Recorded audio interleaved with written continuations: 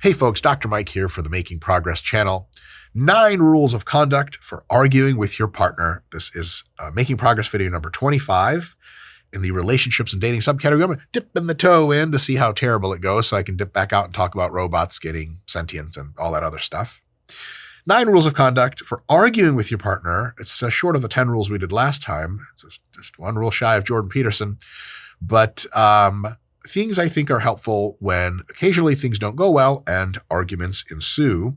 If you watch the last video, there's a kind of handy dandy guide of how to conduct yourself with your partner to make things really awesome. And sometimes that works really well. Usually it does. And sometimes, you got to hash it out. And so when you're hashing out, when you're having a disagreement, there are, I think, 9 rules that I like to follow that if and when I follow them, which is most of the time, not all the time, we're all imperfect, things go a lot better than they do if I don't follow them, then things can go really, really poorly. First rule, don't use sarcasm. Now here's the thing, sarcasm as a joke is fucking hilarious. I love sarcasm, and I love to layer it into absolutely every situation that I can, including situations I shouldn't be layering it into. But when you're not joking and when you're in a serious disagreement with someone that you love deeply, then it helps nobody to be sarcastic, and it actually hurts the conversation for at least 2 reasons. First is that it insults the other person and makes them defensive. That's bad. And second, it obfuscates reality, because why didn't you just make the point that you were going to make? So when someone's like, oh, all right, so next you're just going to leave me for her? Like, wait, did you mean that for real? She's going to be like, no. Okay. So now I have a piece of information in my head received from you that is not the truth. We're trying to get to the truth together in a discussion. Why don't you tell me what you actually think? That'll be much more productive. Because again, if you're doing some fucking satire or some comedy, dope. I love it. Yes, of course I'm going to leave you for her. As a matter of fact, her and I have already had a house and children together you don't know about. She's like, what? I'm like, I'm also being sarcastic. Funny, but not productive for discussing things that are serious. There are funny times, there are serious times. I generally like to mix the two as much as possible. There becomes a point at which mixing them in is just not productive, and then you got to get for real. Why am I saying this? Like, I've seen a lot of people have fights over the years, dare I say my own family. And anytime sarcasm was used, it just got into a sarcastic fest of who can make fun of each other the most, and then we're just back down to 8th grade again. Nobody wins that. There's no progress made. Number 2, do not caricature their views. You'll see this happen a lot when people are arguing with each other. Well, you think that my entire life and career is a waste of time, don't you? Really, Linda? Nobody thinks that. Well, your boss might. But it's so easy to win an argument against caricatured views. And it's so easy to make yourself seem superior when their views are caricatured. If you sufficiently caricature an elephant, you can caricature them down to an ant and step on them metaphorically and win, and that's great. But you don't want to caricature their views, nor do you want to win the argument. So caricaturing their views to more easily win the argument is a process that's wrong for an endpoint that's wrong. Caricaturing is insulting, and it makes them less open to conversation. You don't want your views caricatured because they're not your views. You want your actual views recognized, because that's the whole point of discussing things and having an argument, so to speak, is that you have views, they have views, there might be some differences. Accurate representation of views is mandatory to actually resolving anything. It doesn't address the actual views. If you win a caricatured argument, you just have to start all over again with their actual views. So why the fuck are you even talking? What is the point? Again, if it's comedy, dope, but there's no one watching except the 2 of you. And if there's people watching, holy shit, you're arguing in public. That's really unbecoming. You're not trying to win the argument. You're trying to come to a mutual understanding. And the way that occurs is you understand as real of representation of their views as possible. You render as real of representation of your views as possible. And then you slide together and kumbaya that shit and then figure out how to meet in the middle. Caricaturing their views is just entirely, totally, completely off course, and it sours the interaction, so it's bad in at least 2 ways. Number 3, do not insult them. The only reason you insult people is because you have a lot of feelings. That's a you problem. It's not a them problem. Children do this all the time. It's great. It's hilarious. Children are also really bad at insults, which is doubly hilarious. But adults don't, because they can see a few steps ahead. What kind of steps ahead can they see? Well, ask yourself, what is the function of an insult? What does it actually accomplish? The function of an insult is in a socio-hierarchical representation of human relationships to take your partner's perceived value of themselves and dip it down a notch because you assess that you are below them. And what you want to do is get them down to your level or below to gain some kind of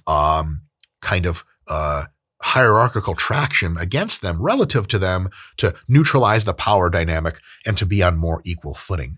But that's a situation that occurs in primates and in humans that behave more like primates and less like humans, though technically I think we're all primates, not an ascended way to behave because you have degraded a person, literally degrading them down the hierarchy of their self-efficacy. Usually it's done in front of other people so that you can seem the bigger person and win a confrontation. The thing is, that's dope for winning emotional confrontations, but zero fucking good for solving actual problems between you. As soon as you insult a person, you have rendered them a non-human entity and you have begun a performative act for those around you to make it seem like you're the fucking shit.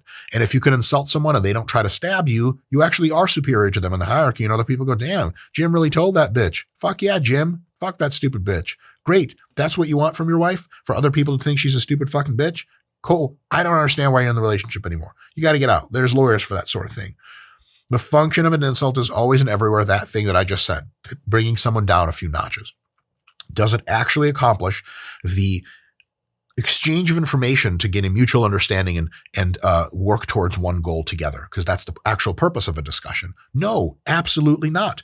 Your partner is your teammate.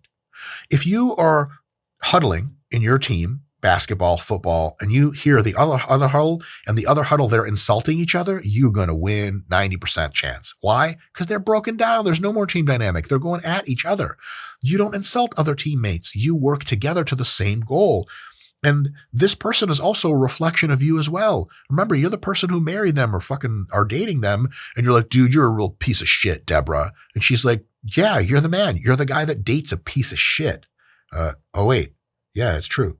Holy shit. That's bad.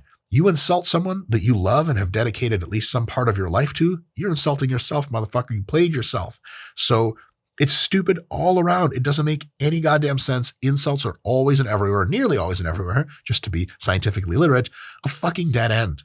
You want to insult someone that you're having a discussion with that you think there is a way forward with the two of you to solve this problem? Don't insult them because the insult is at best a huge orthogonal in the other direction and often isn't orthogonal. It's just directly oppositional and takes you backward in your quest for unity and not forward.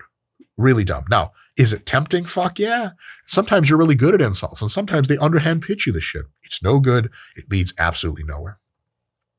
Number 4, don't do tit for tat. Don't do it. If you're keeping tabs of who is right or wrong about things, for example, in previous arguments, you can say, but you also said XYZ unrelated thing and you were wrong about that. If you're arguing who's the better partner and you want to prove that point, sure, tit for tat. Why the fuck would you argue that? You want to convince someone they are inferior? Is that the way to make them better? That's insane. It's totally backwards. Let's say they accept, like, you're right, I'm a fucking scumbag. What the fuck are you going to do then? You're like, well, you're not a scumbag. And then you have to walk back the stupid bullshit that you were saying about how you're so much better and you get all your shit done in the relationship and they don't ever have their side of the bargain filled out. You don't live tit for tat with your partner. You live in a mutual loving arrangement. And if there are discussions to be had, you don't say, well, you didn't do this thing, but I've been doing this thing. Here's the thing. Whatever they are supposed to be doing, and remember, from the last lecture, you're entitled to nothing. Whatever they said they were going to take out the trash or water the grass or some bullshit, but they didn't. But you washed the dishes and you did all the shit you were supposed to do. First of all, you agree to it beforehand. And if they're not doing their side, you don't ever have to bring up your side. It's just a conversation of, hey, did you get the lawn mowed or whatever? And sometimes you even know the answer to that. And then you have to think a couple steps ahead of how you're even going to talk about that. Mostly like, hey, can I help you with mowing the lawn? Because then they realize, oh, fuck, I didn't do it. Oh, fuck, no, I'll do it. And they go run and do it. Or they're like, oh my God, honey, thank you for asking. I've been so overwhelmed with work. Please, if you can help me mow the lawn, that's great. And if you're always picking up their slack as the kind person that you are, then eventually you're going to have to be like, you know, hey, like, can we chat about like responsibilities in a relationship? I'm really having trouble juggling all these things. And then you have a conversation where they're like, dude, totally.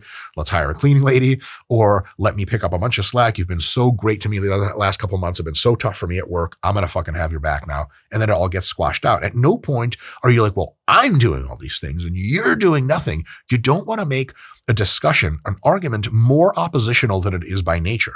So again, just to make this very simple, if the problem is they're not doing something that they're supposed to be doing, that's the problem. It has nothing to do with the fact that you're doing what you're supposed to be doing. Because if they say back to you, well, you're not doing your stuff either, we're in a playground and children are throwing fucking literal pieces of shit at each other. If you fail to meet some kind of standard that you set for yourself, it's nothing to do with what the other person is doing. That's your fucking problem.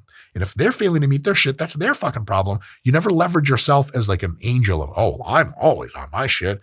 That just makes them feel like more of a piece of shit and you feel more like a righteous asshole, look like a righteous asshole. So if they're not getting done what they need to get done, that's a 100% separate issue from what you're getting done, even if you are getting all your fucking chores done or whatever the arrangement or the relationship is. The problem is only that they aren't getting their shit done, and you have to address that directly in some way that is much more charitable than pointing out to yourself as the great hero that always gets their shit done. It's got nothing to do with what you're doing. You're just fulfilling an agreement. You're supposed to be doing it. So you say, well, I wash the dishes, but you'd up. That whole first part, toss. And then look at, okay, they didn't take out the trash. How do you want to come at that? You want to come at it as with a ton of nagging energy? Great. That's going to fucking backfire. So it'd be like, are you going to like take out the trash? No, wrong. What do? You say, okay, I'm curious about why they didn't take out the trash. Fine. Now we have an open intellectual space for that. Why didn't they take out the trash? There are at least two competing hypotheses. One, they are purposefully derelicting their duty to take advantage of you because they're evil. Dope. The other one is something in their life has overwhelmed them to the extent that they forgot or misplaced or just couldn't get to taking out the trash. Or they just have like bad habits of not writing things down. This first one, of they're just a bad person, you don't even have to consider it because don't worry, that'll come up in every other possible way and you'll discover that shortly and you can break up with them and leave them. So we're left with the most realistic thing and the thing you want to assume as a matter of good nature, in case that other thing is true, you'll find out soon enough, is, oh my God, they must have just been overwhelmed. And so now let's take a look back. What is it that you come to your romantic partner with when you believe that they are underdoing the things in their life when they're overwhelmed with them? Well, what do you do when someone you love is overwhelmed? You fucking offer to help for the love of God. You don't nag them. You're not their boss. You're not the headmistress of the house or some shit that make sure the house is running on time. What the fuck? This isn't Gone with the Wind. What the fuck are you talking about? They're a human being that have responsibilities and they've been not tending to them. They're on your team. You got to go pick up their slack.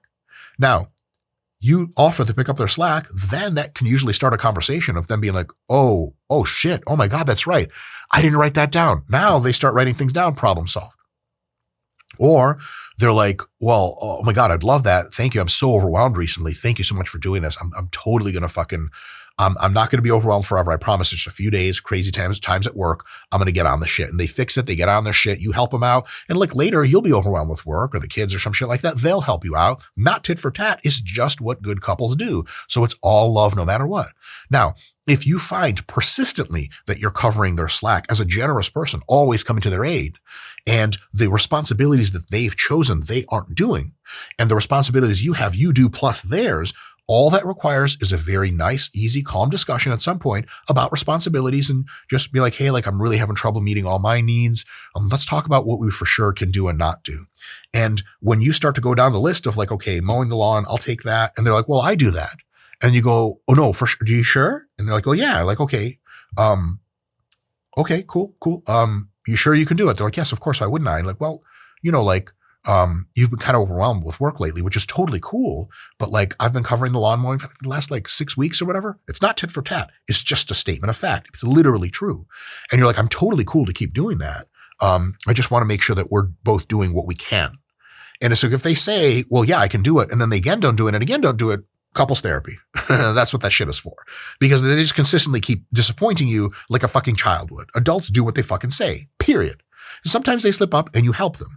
But if you're noticing that even after a discussion of rearranging duties, they either deny that they haven't been doing the shit that they've been doing, or what they say is like, okay, I'm going to do my little tiny little bullshit and you're going to do the rest of it, then it's a deeper conversation for him to have, like, I can't do that much stuff. Like, some stuff is just not going to get done. And if that's okay with you, cool. But also, if we want to get all of us done, maybe we need to look at some other options. And you don't even have to say, hey, maybe you can help me. You can say that if you want, like, did you want to help with some of this stuff? Notice it's phrased as a question, not as a, well, you really need to help. You don't really need to do shit. Remember, every single relationship is voluntary. They can leave the next day. You can do nothing about it. So you have to ask. It's always kindness. It's always courtesy. It's always assuming the best. And if they consistently prove you wrong on being the best, couples therapy. And if that shits the bed, you're done. It's that simple. You can make it more complicated if you like, but you don't have to. Rule number 5, do not resist correct critiques. It can be tough when someone says some shit about you that you know is fucking true, but you don't want to fucking admit it because it hurts. But if they're speaking truth, accepting it will only make you both better off, because then you're addressing the actual problem. Look, nobody's perfect. I have functionally, I would say my erectile dysfunction is a problem, but even my erect penis is not sufficiently large to please anybody. So it's really kind of like a shot in the dark, no one heard, right? All of us are imperfect. The most perfect thing I've ever seen in my life is Scott, the video guy. And I assume even he has flaws. Scott, what's one of your flaws? I'm too perfect. Too perfect, which is awful because it makes other people feel terrible around Scott. You can't bring him to the movies. People stare at him instead of watching the movie. It's a flaw, technically, to be flawless. So, and we all have flaws. And if your romantic partner says, hey, like, you do this thing that I think is like a thing that's kind of icky to me, you're like, yeah, dope. Fuck, I sure should do it. Oh my fucking God. And it's tempting to think they're devaluing you and get defensive. But if you think they're correct, they're just accurately valuing you, and there's no reason to get defensive.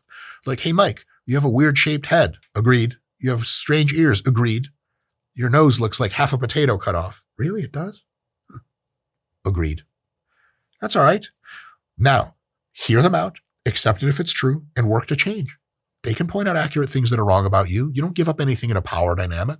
There is no fucking power dynamic. It's all nonsense. The fuck power dynamic? It's all voluntary. You can leave the next day. There's no power dynamic in any relationship. If there is a power dynamic in your relationship, you need to call the police and tell them you're afraid for your life.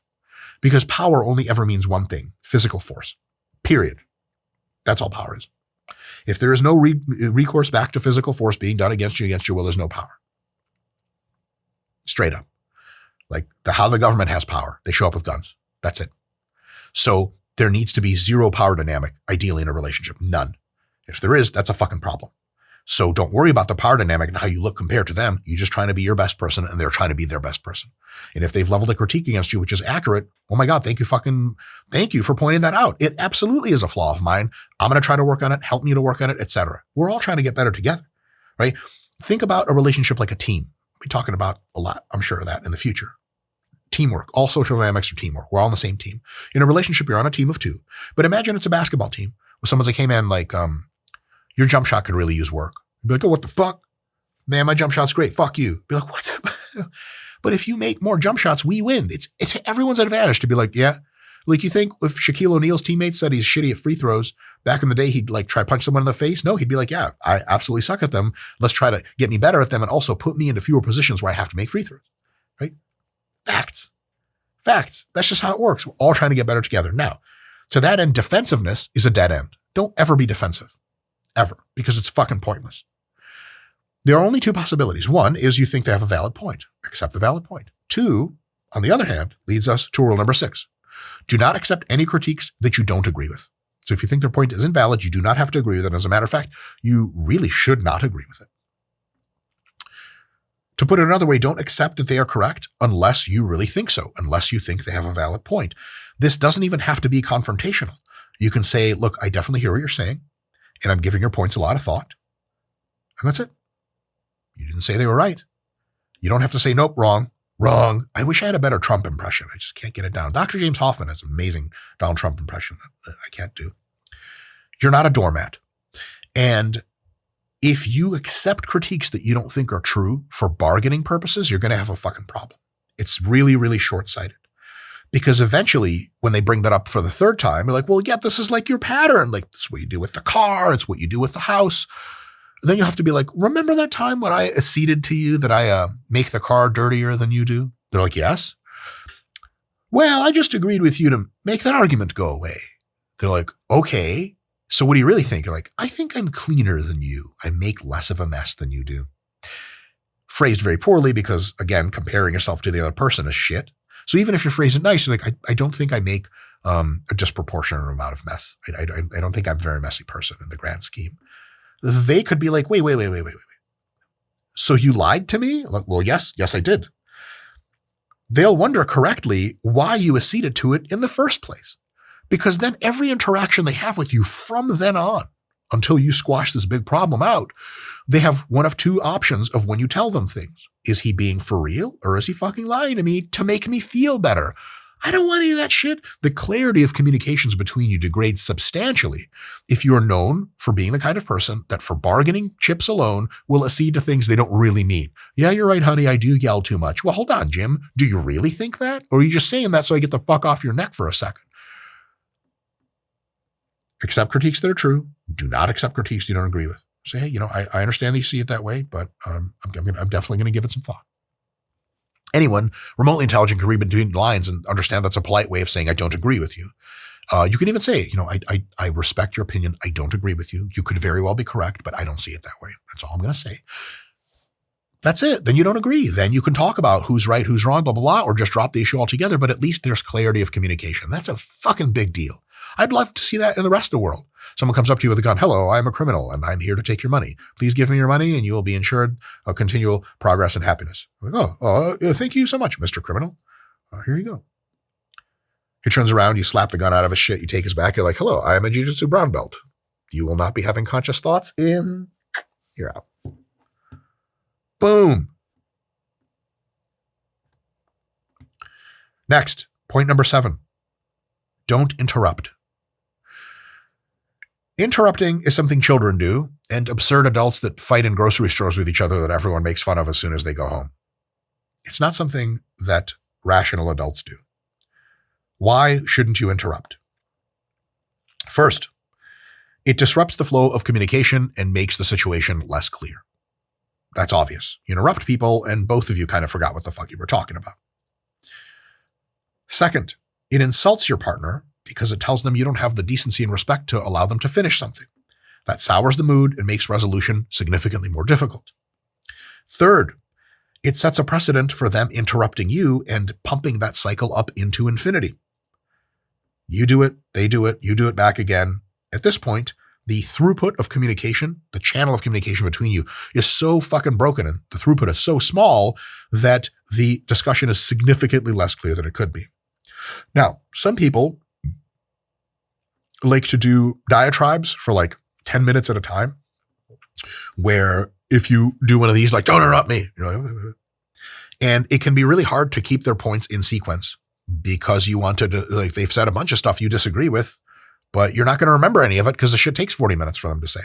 In that case, politely ask if it's okay if you put the speaker shit on your phone, the AI listening shit where it just writes down everything you're saying. Everyone has that app now, ChatGPT. You just put it in ChatGPT, like, hey, help me win this argument, click. But you can do that on your notepad on your iPhone or whatever. Or you can just like type a few notes and you're really actively listening because you are. Said, okay. So you said I'm a scumbag and I should kill myself. Okay. And fuck me. Okay. And I suck. Got it.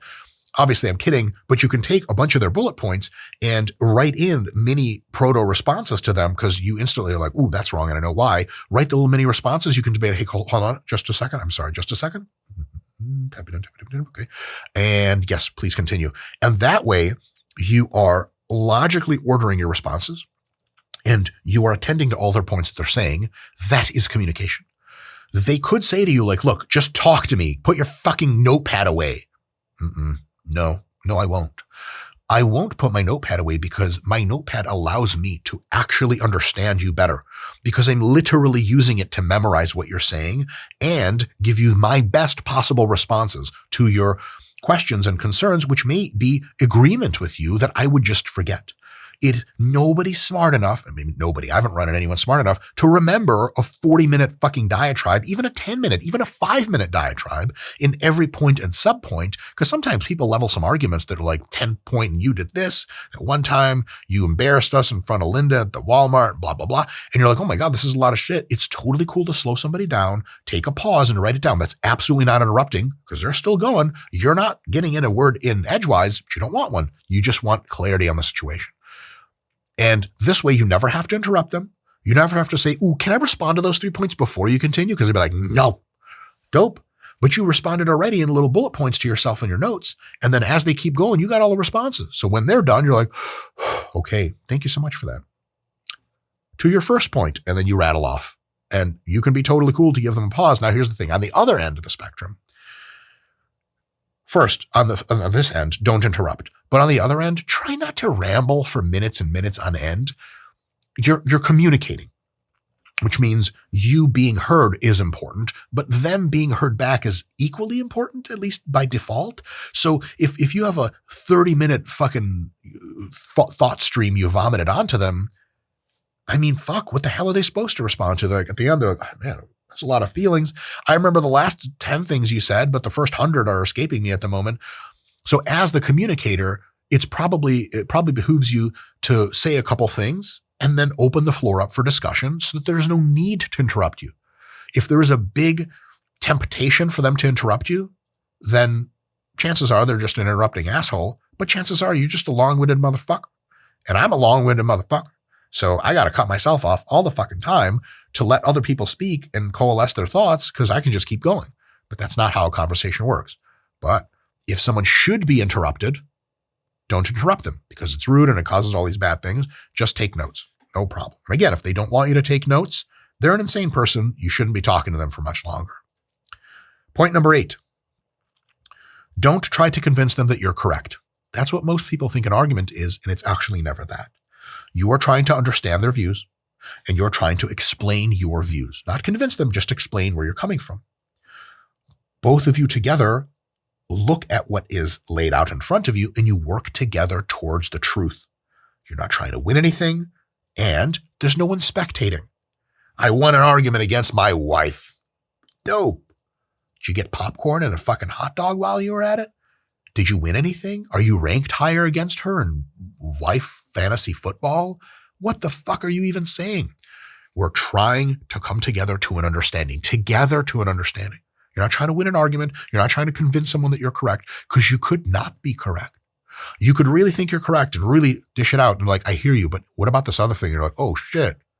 Holy shit, you are right. I was wrong. Because remember, you could be wrong. You could be a fucking genius. You could have it all figured out. You could still be wrong. So your mission is never to say, believe me on this. Your mission is, here's what I believe. What do you think about that? And they go, well, here's what I believe. And you try to connect a few dots and go, okay, we both believe this. Here's our areas of contention. Let's look at the contentious things, see if we can squash them out. A lot of times you can. And then you're on the same page. And that's a fucking one argument. Arguments are won when both parties are happy. That's how you win an argument. That's the real winning. When you win and they're pissed, you're just kind of a cocksucker. Lastly, this is very important. Never, ever, ever raise your voice. Ever. Especially as a man. Why? Because voice raising is a violence signal. Voice raising is what humans do ancestrally and evolutionarily as a warning that you keep up on this path, shit's going to get violent. Here's the thing about humans nowadays in modern society, especially between you and your romantic partner, violence is not on the table. I reserve the right to be violent with my wife in one instance. She becomes a zombie and is no longer sentient and is running at me going, that bitch getting all kinds of jujitsu I had never shown her in training. You feel me? Short of that, it's not on the table because I'm a man. And I'm never, ever violent, ever, ever violent with people that I love. This doesn't even make sense to say out loud. You love them, but you're violent. What? You got to be violent with people you hate, people you are physically trying to keep yourself safe from. That's what violence is for. Violence is absolutely no place in a relationship. And thus, a precursor to violence, the threat of violence implied from raising your voice at somebody, is not some shit we do. I'm so far undefeated In my relationship with my wife, I've raised my voice precisely 0 times. I have actually never raised my voice with any of my significant others. I saw this shit happen a lot when I was a kid between, people I lived with. We'll call them my family. And it just never leads anywhere good. Ever, as far as I can tell.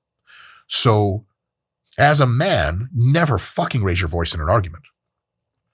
As a woman, you can raise your voice to your man if you don't believe in equality.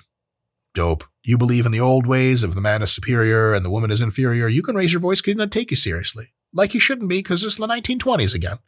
But if you think like first and second wave feminism at least had some shit going for it, don't you dare raise your voice, because you are a woman capable of just as much violence as a man. Maybe physically you can't beat him up, but you can sure as shit slit his throat when he's asleep later. That's option for all of us. And so if you get violent in your words, that person is inclined to believe you might get violent in your actions. That's what the fuck raising your voice means. If you guys ever see me out in the real world and I'm in a grocery store and someone's in my face and I raise my voice, call the police. Shit's going to happen. I might not even raise my voice ever. I'll be like, are you really doing this right now? And they're like, yep. And they slap me. Pop up, single, floor, back take. They're getting choked down or I'm losing the fight. Shit's going down. I actually think there's really no reason to raise your voice ever. You either calm or you're fighting somebody. That transitional period for the modern world, really kind of irrelevant. It's cool every now and again to do, probably better than just fighting someone, is yelling like, get the fuck out of my face really loud at them. That should be the only warning you get. But remember, that's for insane people who try to fight you in grocery stores. That's not for your significant other. Never raise your voice, ever. Never bring violence into your relationship under any circumstances. Again, under any means like, well, they could be a zombie with a knife. Do you say, Scott, can zombies hold weapons? Not really. I've never seen one. Not really. Yeah. Just a zombie then. And then feel free to have all the violence you want. Short of that, it's never cool. Anyway. Well, that ended on a dark note. In any case, have fun fighting with your significant other. Just kidding. Have fun resolving intelligent disputes intelligently and with your best karmic energy going forward. And next time I'll see you guys on this channel.